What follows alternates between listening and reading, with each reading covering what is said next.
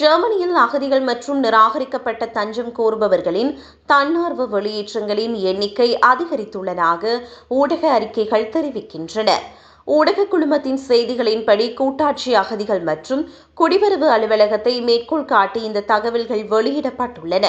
இந்த ஆண்டின் முதல் பாதியில் கூட்டாட்சி திரும்பும் திட்டங்களில் ஒரு பகுதியாக மொத்தம் 9,276 பேர் தங்களது சொந்த நாடுகளுக்கு திரும்பியுள்ளனர். கடந்த 2025ஆம் ஆண்டின் முதல் பாதியில் மனிதாபிமான உதவி திட்டத்தின் மூலம் 7,348 பேர் மட்டுமே தாமாக முன்வந்து வெளியேறியிருந்தனர் என்பது குறிப்பிடத்தக்கது. மனிதாபிமான உதவி திட்டம் மூலம் தஞ்சம் கோருபவர்கள் தங்களது சொந்த நாடுகளுக்கு அல்லது மூன்றாம் நாடுகளுக்கு தாமாகவே திரும்புவதற்கு கூட்டாட்சி அலுவலகம் உதவுகிறது. இந்த திட்டத்தின் கீழ் பயண செலவுகள் ஏற்கப்படுவதுடன் பெரியவர்களுக்கு 1000 யூரோக்களும் குழந்தை மற்றும் சிறுவர்களுக்கு 500 யூரோக்களும் தொடக்க உதவியாக வழங்கப்படுகிறது.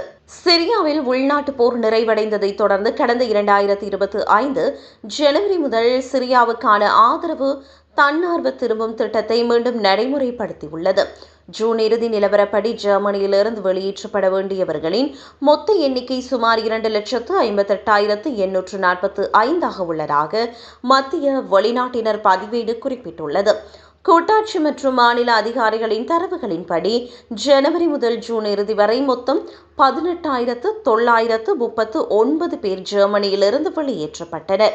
இதில் சில வெளியேற்றங்கள் போலீசாரின் பலத்த பாதுகாப்புடனும் மற்றவை அரசாங்கத்தின் உதவி மற்றும் ஊக்கத்தொகைகளுடனும் வெற்றிகரமாக மேற்கொள்ளப்பட்டுள்ளன.